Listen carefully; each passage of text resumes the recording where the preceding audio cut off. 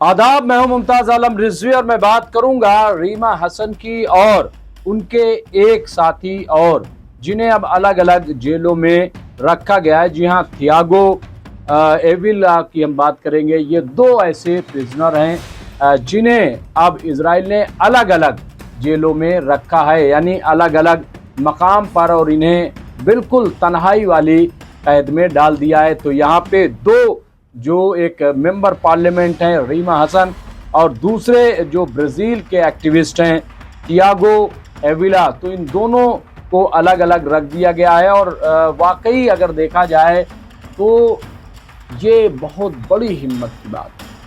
जिस तरह से गाजा के लोगों के लिए ये रीमा हसन और इनके सहयोगी जिस तरह से मैदान में आए नहीं बल्कि आग में कूद पड़े, और इनका मकसद सिर्फ और सिर्फ ये है कि गाजा के लोगों को इंसाफ मिले। इससे पहले भी रीमा हसन कई खतरे भरे कदम उठा चुके हैं, लेकिन ये जो था ये अजीब और गरीब था।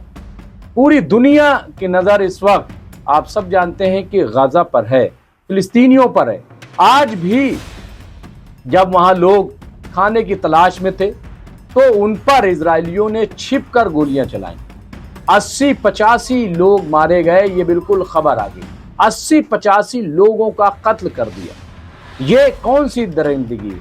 इसके अलावा एयर स्ट्राइक की जा रही है, और ये यूएनओ बार बार कह रहा है कि ये खाना देने के नाम पे बेगुनाहों का कत्ल किया जा रहा है। तो क्या इसका मकसद ये है कि गाजा के लोगों को मार दिया जाए? क्या इन्हें जो 23-24 लाख लोग हैं, क्या इनका सफाया कर दिया जाएगा?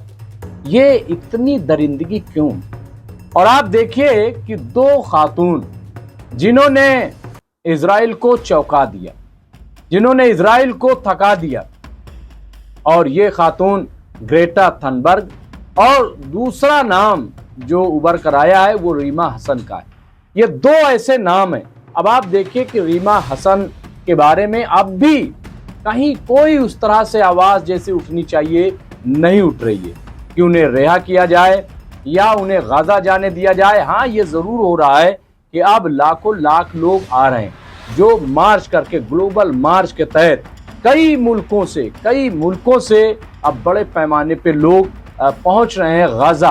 हालांकि अब जो मिस्र है उसकी तरफ से ये कहा गया है कि बगैर परमिशन के या बगैर वीजा के कोई मिस्र में दाखिल नहीं हो सकता। हालांकि 14 और 15 जून को यहाँ लोगों का जमा होना है, और फिर ये सेनाई के रेगिस्तान से होकर के ये रफा बॉर्डर पर इनका जाने का पूरा प्रोग्राम है। लेकिन क्या मिस्र इन्हें रोकेगा? कैसे रोकेगा? क्या इक़दाम किए जाएंगे? अभी कुछ भी नहीं कहा जा सकता। लेकिन एक चीज तो तय है कि ये जो मिस्र कर रहा है, पहले तो खुद मदद नहीं कर रहा है, भूखे प्यासे लोगों पे गोलियां चलाई जा रही हैं, उन्हें मारा जा रहा है। अरे हमास को मारो, लेकिन हमास पर बस नहीं चलता, बल्कि हमास के लोग आईडीएफ को निशाना बना रहे हैं, और उनके जवाब में आप देखिए कि बेगुनाहों को मारा जा रहा है। और ये सिर्फ इसलिए हो रहा है कि चूंकि नेतन्याहू को ये दिखाना है कि हम हमास से जीत गए, हम गाजा में कब्जा हमने कर लिया है। ये उनका मकसद, और ये सिर्फ इसलिए क्योंकि इलेक्शन में जाना है, चुनाव में जाना है। चुनाव में सिर्फ जाना ही नहीं है बल्कि चुनाव में कामयाबी हासिल करना है। तो ये सारा जो पूरा मंजरनामा है वो आप देखिए। हालांकि अभी तक ऐसा नहीं हुआ कि इन्होंने हमास को मार दिया हो। ये दावा करें कि हमने 40 हमास के लोगों को मार दिया, 50 हमास के लोगों को मार दिया, या कितने, कभी भी इनकी तरफ से ये बयान नहीं आया है। हमास तक तो ये पहुंच नहीं पाए, अपने बंधकों तक ये नहीं पहुंच पाए। लेकिन जो भूखे और प्यासे लोग हैं उन्हें एक तरफ बुलाया जाता है कि हम इनको मदद देंगे, खाना पानी देंगे, और फिर धीरे से उन्हें मार दिया जा रहा है। ये बहुत ही अफसोसनाक है। और ये कौन लोग कर रहे हैं? ये वो लोग कर रहे हैं जिन्होंने खुद अपनी जान बचाई थी। सब आप जानते हैं कि हिटलर ने किस तरह से इन्हें मारा था, और कैसे ये जान बचा करके फिलिस्तीन आए थे जहाज में भर करके। आज जब जहाज से लोग आ रहे हैं तो उन्हें ये अरेस्ट कर रहे हैं, लेकिन कल जब ये जान बचाते हुए आए थे तो भूल गए कि इन्हीं फिलिस्तीनियों ने इनकी मदद की थी, इन्हें पनाह दी थी। लेकिन 1948 से लेकर के आज तक जिस तरह से एक के बाद एक ये कार्रवाई करते जा रहे हैं और फिलिस्तीनी जो असल में वहाँ के बाशिंदे हैं उनको बेघर करने की कोशिश की जा रही है, तो क्या ये दुनिया नहीं देख रही है? दुनिया देख रही है और ये बड़ी अपडेट्स आ रही हैं। आप देखिए कि एक तरफ ये दोनों जाबाज रीमा हसन, तो दुनिया जान गई कि रीमा हसन कौन है, इसमें दो राय नहीं है।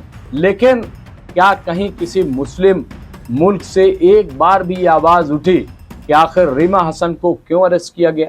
हालांकि तमाम जो बड़े उस तरीके के मुल्क हैं उनकी तरफ से आवाज़ उठाई जा रही है। बहरहाल रीमा हसन को इस बात की परवाह नहीं है कि कौन उनके लिए बोलेगा, कौन नहीं बोलेगा, क्या होगा क्या नहीं होगा, क्योंकि अगर उनके अंदर डर होता, खौफ होता, किसी तरीके की परेशानी उनके आगे आड़े आती तो वो इतना बड़ा कदम नहीं उठाती। जब उन्हें भेजा जा रहा था, डिपोर्ट किया जा रहा था, तो वो आसानी से डिपोर्ट हो जाती, लेकिन वो डिपोर्ट नहीं हुई। उन्होंने कहा कि हमें डिपोर्ट नहीं होना है, हमें आप जेल भेजना है तो भेज दीजिए, हमें जहां आप भेजना चाहें भेज दीजिए। तो ये आप देखिए कि ये अपने आप में एक बड़ी खबर है, और ख़बर यही है कि अब उन्हें अलग अलग रखा गया, क्यों ऐसा किया गया? दरअसल टॉर्चर करना उनका मकसद है और उन्हें किसी की परवाह भी नहीं है। इजराइल किसी की परवाह नहीं करता, इजराइल को किसी का खौफ नहीं है। और यही वजह है, आप देखिए कि अब जो खबरें आ रही हैं कि अब इजराइल जो है वो हमले करने जा रहा है, ईरान पर पूरी तैयारी की जा रही है। लेकिन याद रखिए कि दुनिया इस पर खामोश नहीं बैठी है, दुनिया भर में आवाज़ उठ रही है। और ये पहला मौका है कि जिस तरह से पूरी दुनिया अब उठकर खड़ी हो गई है। इससे पहले भी अगर आप देखेंगे तो आपको अंदाज़ा होगा कि एक के बाद एक आवाज़ें उठने लगी थी, लेकिन इतनी बड़ी आवाज़ बन जाएगी। और जिस तरह से ये जहाज़ चला था, कल हमने सुना और रिपोर्ट आ रही है कि अब पानी के जहाज़ से बड़े पैमाने पे कई हज़ार लोग जो है वो आ रहे हैं। तो ये भी अपने आप में खबर है।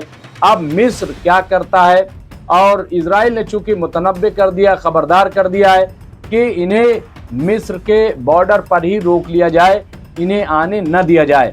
लेकिन अगर लाखों लाख लोग जमा हो गए तो क्या उन पर गोलियां चलाई जाएंगी?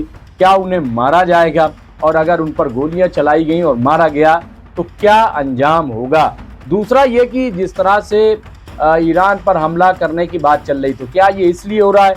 ये जो लोग आ रहे हैं और पूरी दुनिया को एक मैसेज देने की कोशिश है, तो क्या इसको ज़ाया करना है? क्योंकि अगर जंग छिड़ गई तो जाहिर से ये जो मूवमेंट है ये कहीं ना कहीं मुतासिर होगा, प्रभावित होगा।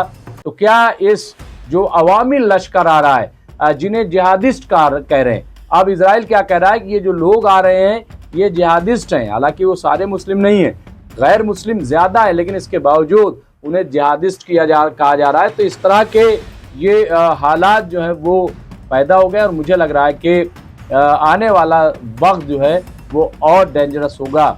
लेकिन रीमा हसन को सलाम करना पड़ेगा और उनके साथ जो उनके साथी त्यागो उनको भी, और इनके लिए बहरहाल दुनिया भर में आवाज़ें उठ रही हैं। अब इंतज़ार है तो सिर्फ मुस्लिम ममालिक का, इंतज़ार है तो आईसी का, इंतज़ार है तो अरब लीग का, इंतज़ार है तो सऊदी अरब, यूएई, कतर और इस तरह के मुल्कों का कि क्या वो भी अपनी ज़बान खोलेंगे। जो भी होगा अपडेट हम आपको अपडेट करते रहेंगे। देखते रहिए एमएमसी न्यूज़ इंडिया। बहुत बहुत शुक्रिया।